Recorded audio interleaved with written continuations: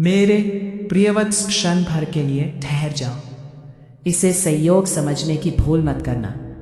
आज इस संदेश का तुम्हारी आंखों के सामने आना कोई साधारण घटना नहीं है। यह विधि का विधान है। यह मेरा और मेरे प्रियतम कृष्ण का तुम्हारे लिए रचा गया एक अवसर है। यदि आज तुमने इस संदेश को अनदेखा कर दिया तो हो सकता है कि तुम उस भाग्य की चाबी को खो दो जो तुम्हारे बंद किस्मत के दरवाजे खोलने के लिए भेजी गई है। क्या तुम मुझसे अपनी मैया से बात नहीं करोगे? क्या तुम अपने दुखों का अंत नहीं चाहते? यदि हाँ, तो रुक जाओ और मेरे एक एक शब्द को अपने हृदय में उतार लो। आज मैं तुम्हारी राधा रानी स्वयं तुमसे बात करने आई हूं। मेरे प्यारे बच्चे, इससे पहले कि मैं तुम्हें तुम्हारे सुनहरी भविष्य का रहस्य बताऊं, मुझे अपना प्रेम और समर्पण दिखाओ। यदि तुम मानते हो कि मैं और मेरे कृष्ण सदैव तुम्हारे साथ हैं, तो इस वीडियो को अभी लाइक करके अपनी उपस्थिति दर्ज कराओ। यदि तुम चाहते हो कि मेरा यह आशीर्वाद सदा तुम्हारे साथ रहे, तो चैनल को सब्सक्राइब कर लो ताकि जब भी मैं तुम्हें पुकारूं, तुम तक मेरी आवाज़ पहुंच सके। और हाँ, कमेंट में पूरे विश्वास के साथ राधे राधे या जय श्री कृष्ण अवश्य लिखना। याद रखना, यह वीडियो अंत तक देखना, क्योंकि अंत में मैंने तुम्हारे लिए एक ऐसा गुप्त आशीर्वाद रखा है जो तुम्हारे जीवन की दिशा बदल देगा। अधूरा छोड़ने की भूल मत करना, क्योंकि अधूरा विश्वास अधूरा फल देता है। मेरे लाडले बच्चे, मैं जानती हूँ कि तुम बहुत थक चुके हो। मैं देख रही हूँ कि पिछले कुछ समय से तुम्हारा मन कितना व्याकुल है। तुम रातों को जागकर अपनी चिंताओं से लड़ते हो। तुम्हारे आंसू तकिए को भिगोते हैं और तुम्हें लगता है कि कोई तुम्हें देखने वाला नहीं है। लेकिन तुम भूल रहे हो कि जहाँ दुनिया की नज़र खत्म होती है, वहीं से मेरी और कृष्ण की नज़र शुरू होती है। तुम्हारे हृदय की पीड़ा, तुम्हारा संघर्ष, तुम्हारा मौन रुदन, सब कुछ मुझे सुनाई देता है। आज मैं तुम्हें यह बताने आई हूँ कि तुम्हारे सब्र का बांध अब भर चुका है। तुम्हारे इम्तिहान की गद्दी अब समाप्त हो रही है। आज इसी क्षण से तुम्हारे भाग्य का वह द्वार खुलने जा रहा है जिस पर वर्षों से ताला लगा हुआ था। तुम्हें लगता है ना कि तुम्हारी प्रार्थनाएं सुनी नहीं जा रही है। तुम्हें लगता है कि ईश्वर निष्ठुर है। नहीं मेरे बच्चे, ऐसा कभी मत सोचना। जैसे एक सुनार सोने को तब तक आग में तपाता है जब तक कि वह कुंदन ना बन जाए, वैसे ही मैं और कृष्ण तुम्हें जीवन की कठिनाइयों की आग में इसलिए तपा रहे थे ताकि तुम चमक सको। और अब तुम्हारे चमकने का समय आ गया है। आज जो ऊर्जा, जो तरंगे इस ब्रह्मांड में प्रवाहित हो रही है, वे सीधे तुम्हारे लिए है। क्या तुम महसूस कर पा रहे हो? एक ठंडी हवा का झोंका, एक अनजानी शांति जो अब तुम्हें महसूस हो रही है, यह संकेत है कि मैं तुम्हारे पास हूँ। मेरे बच्चे, तुम्हारे जीवन में जो भी बाधाएं आ रही थी, चाहे वो धन की कमी हो, परिवार का कलह हो, व्यापार में घाटा हो या स्वास्थ्य की समस्या, उन सब का मूल कारण तुम्हारे ग्रह नक्षत्र नहीं बल्कि समय का चक्र था। और अब वो चक्र घूम चुका है। मैं स्वयं अपने हाथों से तुम्हारे जीवन के उन कांटों को चुनने आई हूँ जिन्होंने तुम्हारे पैरों को छलनी कर दिया है। तुम्हें अब और संघर्ष नहीं करना होगा। मैं तुम्हें वचन देती हूँ, जिस कार्य के लिए तुम वर्षों से भटक रहे थे, वो कार्य अब बिना किसी बाधा के पूर्ण होगा। संसार के लोग तुम्हें तुम्हारी सफलताओं से तोलते हैं, लेकिन मैं तुम्हें तुम्हारे भाव से तोलती हूँ। मैंने देखा है कि जब तुम्हारे पास कुछ नहीं था, तब भी तुमने मेरा नाम नहीं छोड़ा। जब सब ने तुम्हारा साथ छोड़ दिया, तब भी तुमने कृष्ण की मूरत को सीने से लगाए रखा। तुम्हारा यही विश्वास, तुम्हारी यही भक्ति आज फलीभूत होने वाली है। आज ब्रह्मांड के नक्षत्र एक ऐसी स्थिति में आ गए हैं जहां से तुम्हारी झोली खुशियों से भरने वाली है। तुम जिसे चमत्कार कहते हो, वह वास्तव में मेरा प्रेम है जो अब तुम्हारे जीवन में बरसने वाला है। मेरे बस सावधान रहना। जब समय बदलता है तो मनुष्य का अहंकार भी जाग उठता है। मैं तुम्हें आज बहुत कुछ देने वाली हूं, लेकिन तुम्हें एक वचन देना होगा। जब तुम्हारे पास धन, यश और कीर्ति आए तो तुम अपनी जद्दों को नहीं भूलोगे। तुम उन दीन दुखियों की मदद करोगे जिनमें मैं और मेरे कृष्ण बसते हैं। याद रखना, जो दिया है वह मेरा है और जो तुम दोगे वही तुम्हारे साथ जाएगा। आज मैं तुम्हारे माथे पर विजय का तिलक लगा रही हूं। अब दुनिया की कोई भी ताकत तुम्हें हरा नहीं सकती, क्योंकि स्वयं त्रिभुवन के स्वामी और उनकी आलादनी शक्ति तुम्हारे रक्षक बन गए हैं। तुम अक्सर पूछते थे ना कि माँ मेरे अच्छे दिन कब आएंगे, तो सुन लो, वो दिन आज है, वो पल अभी है। अपनी आंखों से निराशा की पट्टी हटाओ और देखो, अवसर तुम्हारे दरवाजे पर दस्तक दे रहा है। जिसे तुम कल तक असंभव मान रहे थे वो अब संभव होने जा रहा है। तुम्हारे शत्रु जो तुम्हारी हंसी उड़ाते थे वे ही कल तुम्हारा गुणगान करेंगे। तुम्हारे जो रिश्तेदार और मित्र तुम्हें बोझ समझते थे वे ही कल तुमसे मिलने के लिए तरसेंगे। लेकिन तुम्हें अपना हृदय कठोर नहीं करना है, तुम्हें क्षमा करना है, क्योंकि तुम मेरे बच्चे हो और मेरा बच्चा प्रेम का सागर होता है, द्वेष की अग्नि नहीं। मेरे प्यारे बच्चे, क्या तुम जानते हो कि मैंने तुम्हें यह संदेश क्यों सुनाया? क्योंकि मैं चाहती हूँ कि तुम जागो, अपनी आत्मशक्ति को पहचानो। तुम कोई साधारण मनुष्य नहीं हो, तुम मेरा अंश हो। तुम्हारे भीतर अनंत ऊर्जा छिपी है।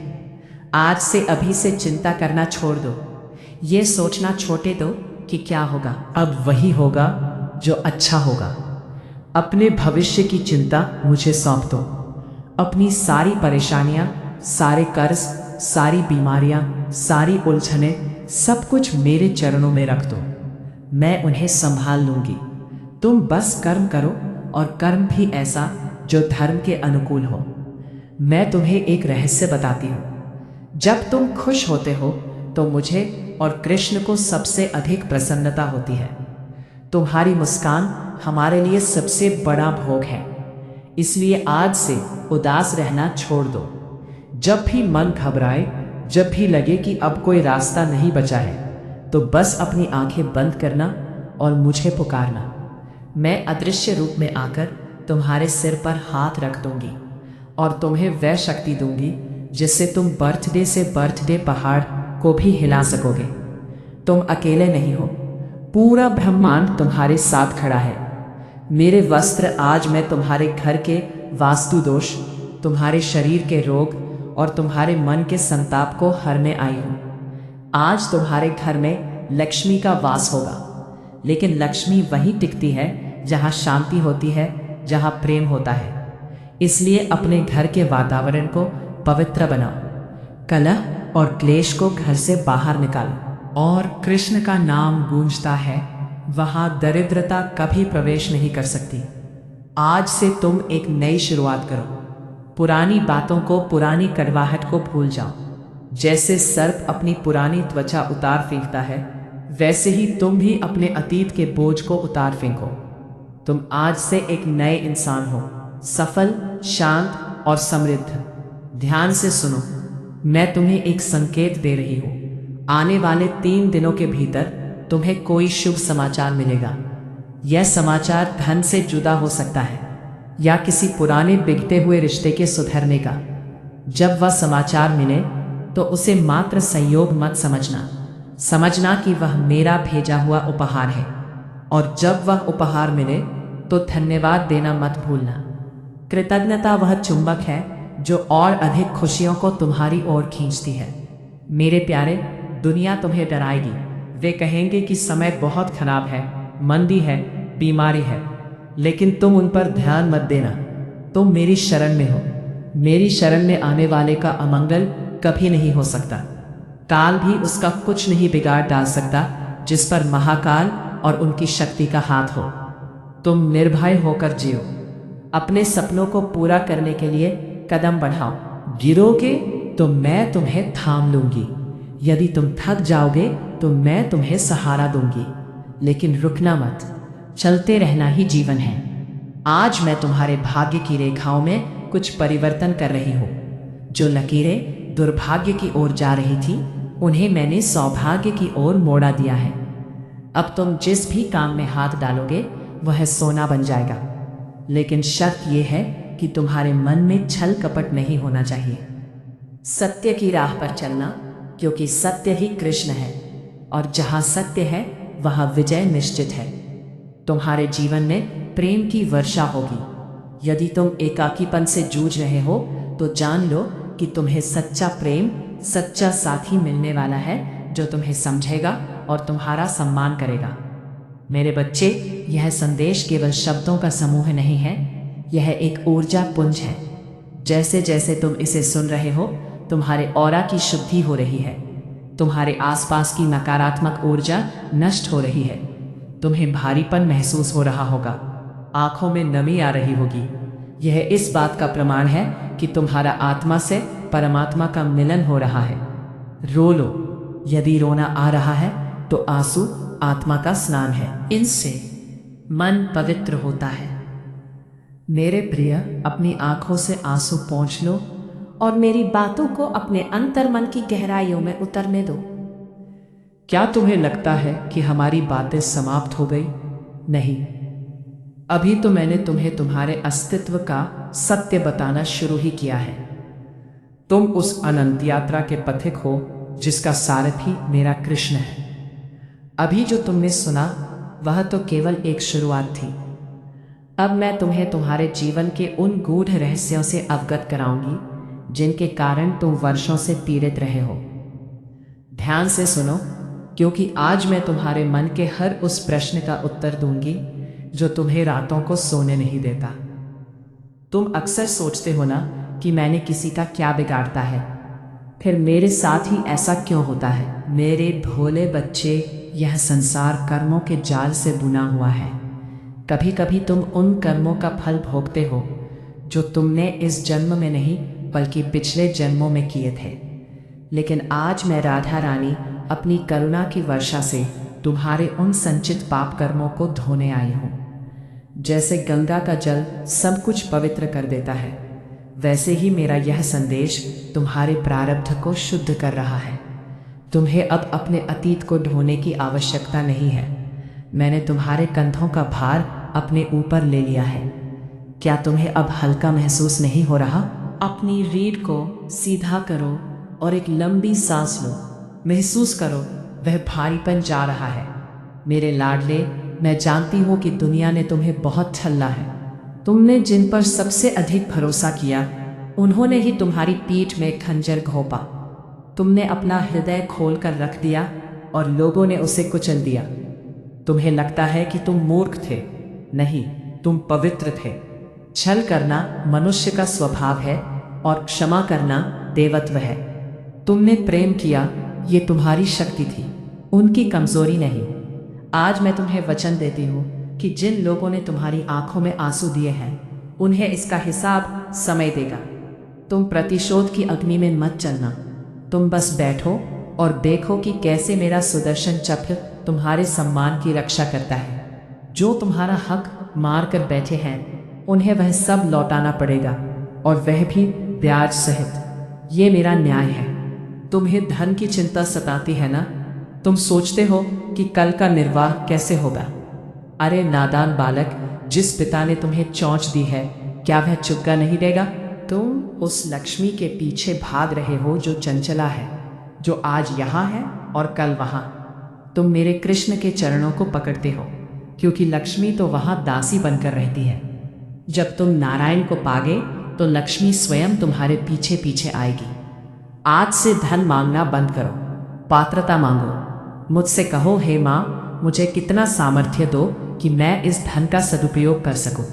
और देखो, मैं तुम्हारे लिए आय के ऐसे स्रोत खोल दूंगी जिनके बारे में तुमने सपने में भी नहीं सोचा होगा।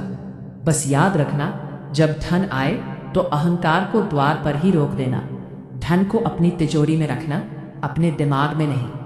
मैं देख रही हूँ कि तुम्हारे घर में अक्सर अकारण ही क्लेश हो जाता है। छोटी छोटी बातें बड़े विवाद का रूप ले लेती हैं। ये सब नकारात्मक ऊर्जा का प्रभाव है जो तुम्हारे घर की शांति को भंग करना चाहती है। लेकिन डरो मत, आज मैं तुम्हारे घर के चारों ओर एक सुरक्षा कवच खींच रही हूँ। कोई भी बुरी नजर, कोई भी तंत्र मंत्र, कोई भी द्वेष अब तुम्हारे घर की दहलीज पार नहीं कर पाएगा। तुम बस एक नियम बना लो, सुबह उठते ही और रात को सोते समय मेरा और कृष्ण का नाम लो। वातावरण मंदिर जैसे हो जाएगा। तुम्हारे बच्चे संस्कारी बनेंगे। तुम्हारे जीवन साथी के साथ तुम्हारे संबंध मधुर होंगे। प्रेम वहां पनपता है जहां विश्वास होता है। और आज मैं तुम्हारे रिश्तों में वो विश्वास पुनः स्थापित कर रही हूं। मेरे वत्स, क्या तुम जानते हो कि तुम्हारी सबसे बड़ी समस्या क्या है? तुम भविष्य में जीते हो। तुम सोचते हो जब ऐसा होगा तब मैं खुश होऊंगा। नहीं, खुशी कोई मंजिल नहीं, यात्रा है। तुम आज खुश रहो, अभी खुश रहो। जो रूखी सूखी रोटी आज तुम्हारी थाली में है, उसे मेरा प्रसाद समझकर खाओ। वह तुम्हें अमृत का स्वाद देगी। शिकायत करना छोड़ दीजिए तो। जब तुम शिकायत करते हो तो तुम ब्रह्मांड को बताते हो कि तुम असंतुष्ट हो, और ब्रह्मांड तुम्हें और अधिक असंतुष्टता देता है। लेकिन जब तुम धन्यवाद देते हो, जब तुम कहते हो हे राधे तेरा शुक्र है, तो ब्रह्मांड तुम्हें और अधिक देने के लिए विवश हो जाता है। आज से शुक्राना करना शुरू करो। तुम्हारे स्वास्थ्य को लेकर भी मैं चिंतित हूँ। तुम दूसरों की सेवा में इतना खो जाते हो कि अपना ध्यान ही नहीं रखते। याद रखना, यह शरीर एक मंदिर है जिसमें तुम्हारी आत्मा रूपी देवता निवास करते हैं। यदि मंदिर ही जीर्ण शीर्ण होगा तो देवता वहां कैसे रहेंगे? अपने खान पान को सुधारो, अपनी दिनचर्या को बदलो। मैं तुम्हें आरोग्य का आशीर्वाद देती हूँ। तुम्हारे शरीर में जो भी व्याधियां घर कर रही हैं, वे अब धीरे धीरे नष्ट हो जाएंगी। तुम्हें एक नई ऊर्जा, एक नई स्तुति का अनुभव होगा। तुम पुनः उसी उत्साह के साथ कार्य कर पाओगे जैसे तुम युवा अवस्था में करते थे।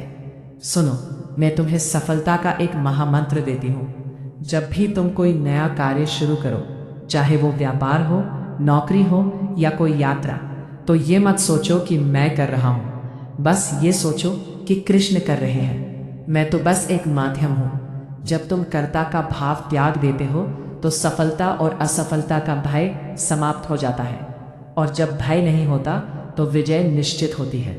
अर्जुन ने कुरुक्षेत्र में यही तो किया था। उसने अपने गांडीव की डोर कृष्ण को सौंप दी थी। तुम्हें भी अपने जीवन के रथ की डोर मेरे गोविंद के हाथों में सौंपनी है। फिर देखो वो तुम्हें कैसे उस पार ले जाते हैं जहां केवल आनंद ही आनंद है। समाज क्या कहेगा, इस डर से तुम अपने सपनों का गला घोट देते हो। मेरे बच्चे, समाज तो तब भी कुछ कहेगा जब तुम सफल हो जाओगे, और तब भी कहेगा जब तुम विफल हो जाओगे। लोगों का काम है कहना, तुम्हारा काम है अपनी धुन में मग्न रहना। क्या मीरा ने समाज की परवाह की थी? क्या प्रहलाद ने दुनिया की सुनी थी? जो भक्त दुनिया की सुनता है वो ईश्वर की आवाज नहीं सुन पाता।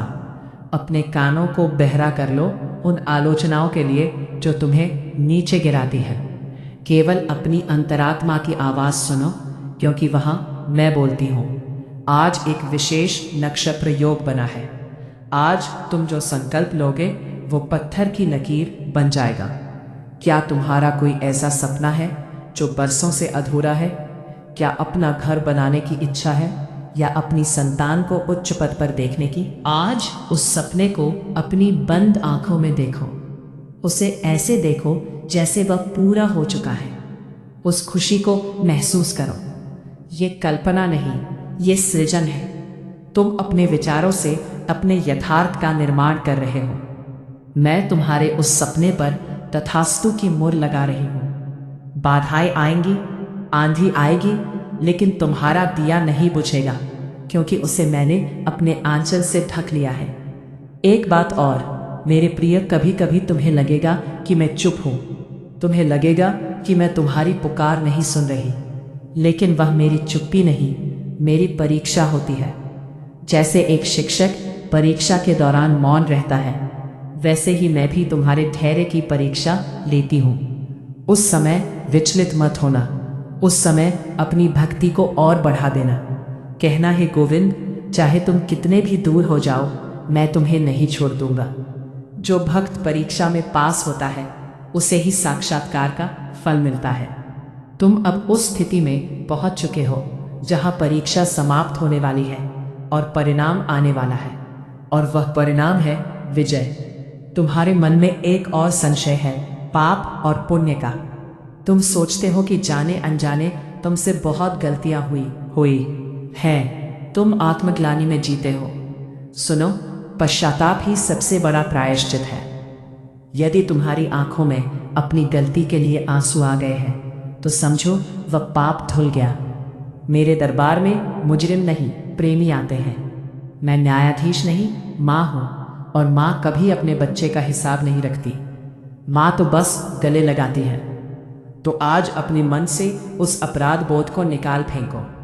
तुम शुद्ध हो, तुम बुद्ध हो, तुम मेरे अंश हो। अपने आप को हीन समझना मेरा अपमान है। सिर उठाओ और गर्व से कहो कि तुम किशोरी जी के लाडले हो। आने वाले समय में तुम्हारे जीवन में कुछ नए लोग आएंगे। उन्हें पहचानना। वे साधारण मनुष्य नहीं होंगे। वे मेरे भेजे हुए दूत होंगे जो किसी ना किसी रूप में तुम्हारी सहायता करेंगे। कभी किसी अजनबी के रूप में, कभी किसी पुराने मित्र के रूप में। उनकी सहायता को ठुकराना मत। अहंकारवश यह मत सोचना कि मैं अकेला कर लूंगा। सहायता स्वीकार करना भी एक कला है। और हाँ, तुम भी किसी के लिए मेरे दूत बनना। यदि कोई भूखा तुम्हारे द्वार पर आए तो उसे भोजन अवश्य कराना। यदि कोई प्यासा हो तो उसे जल देना, क्योंकि हो सकता है उस रूप में मैं ही तुम्हारी परीक्षा लेने आई हूं। मेरे बच्चे, तुम्हारे जीवन की पुस्तक का एक अध्याय समाप्त हो चुका है। वो अध्याय था संघर्ष का, आंसुओं का, विरह का। अब जो नया पन्ना पलट रहा है वो है मिलन का, सुख का, समृद्धि का। इस नए अध्याय को लिखने के लिए तुम्हें अपनी सोच की स्याही को बदलना होगा। अब तक तुमने कमी की स्याही से लिखा, अब प्रचुरता की स्याही से लिखो। ये मानो कि तुम्हारे पास सब कुछ है। ब्रह्मांड का नियम है, जो तुम मानते हो वही तुम बन जाते हो। यदि तुम मानोगे कि तुम राजा हो तो प्रकृति तुम्हें राज सिंहासन देगी। मैं तुम्हें एक गुप्त साधना बताती हूँ। ये बहुत सरल है लेकिन अत्यंत प्रभावशाली है। रोज सुबह उठकर बिस्तर छोड़ने से पहले अपनी हथेलियों को देखना और कहना, कराग्रे वस्ते लक्ष्मी, करे सरस्वती कर मूल्य तू गोविंद। और फिर ये कहना, आज का दिन मेरा है, आज राधा रानी मेरे साथ है। बस इतना ही काफी है। ये छोटा सा मंत्र तुम्हारे पूरे दिन को सुरक्षा कवच में बांध देगा। तुम जहां भी जाओगे लोग तुमसे प्रभावित होंगे। तुम्हारी वाणी में ओज आ जाएगा। तुम्हारे बिगड़े काम बनने लगेंगे। तुम्हारे भीतर जो क्रोध छिपा है उसे बाहर निकालो।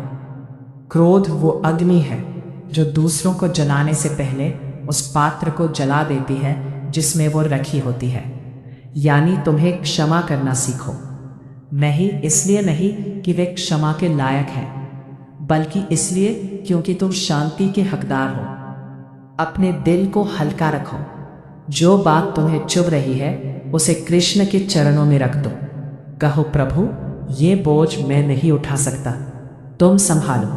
और फिर देखो कैसी गहरी नींद आती है तुम्हें। चिंता मुक्त होकर सोना, जैसे एक छोटा बच्चा अपनी माँ की गोद में सोता है।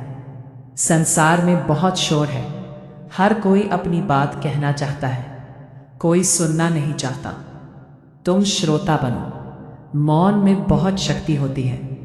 जब तुम चुप होते हो तब तुम मुझे सुन पाते हो। प्रतिदिन कुछ समय निकालो, मोबाइल, टीवी और लोगों से दूर एकांत में बैठो। प्रकृति को देखो। पेडिशस पौधों में, हवा में, आकाश में, सब जगह मेरा ही रूप है। जब तुम उस एकांत में मुझसे बात करोगे तो तुम्हें वे उत्तर मिलेंगे जो गूगल या किताबों में नहीं है। वो अंतर्ज्ञान जागेगा जो तुम्हें सही और गलत का भेद बताएगा। मेरे लाडले, तुम अद्वितीय हो। अपनी तुलना कभी दूसरों से मत करना। सूर्य की अपनी चमक है, और चंद्रमा की अपनी शीतलता, दोनों का अपना महत्व है। तुम जैसे हो वैसे ही परिपूर्ण हो। मैंने तुम्हें बहुत फुर्सत से बनाया है। तुम्हारे अंदर जो कला है, जो हुनर है, उसे बाहर लाओ, उसे दुनिया से मत छुपाओ। वही हुनर तुम्हारी पहचान बनेगा, वही तुम्हारी पूजा बनेगा। डरो मत कि लोग हंसेंगे, हंसने दो। दुनिया उसी पर हंसती है जो इतिहास रचता है। अब सुनो वो बात जो तुम्हारे भाग्योदय का कारण बनेगी। दान, अपनी कमाई का एक छोटा सा हिस्सा, चाहे वह 1 रुपया ही क्यों ना हो, धर्म के कार्य में या किसी ज़रूरतमंद के लिए निकालो। ये धन का वो बीज है जो बोने पर 100 गुना होकर लौटता है। जब तुम अपनी मुट्ठी खोलते हो देने के लिए, तभी वह खाली होती है कुछ नया और बढ़ा प्राप्त करने के लिए। बंद मुट्ठी में तो केवल रेत ही रह जाती है। उदार बनो, विशाल बनो। मैं अंत में तुमसे फिर वही कहूंगी, धैर्य का फल मीठा होता है और अब उस फल के पकने का समय आ गया है। तुम्हारी तपस्या खाली नहीं जाएगी। मेरी और कृष्ण की दृष्टि तुम पर स्थिर है। तुम गिर सकते हो पर हम तुम्हें टूटने नहीं देंगे। तुम भटक सकते हो पर हम तुम्हें खोने नहीं देंगे। तुम हमारे थे, हमारे हो और सदा हमारे ही रहोगे। ये बंधन जन्म जन्मांतर का है, इससे कोई नहीं तो डट सकता।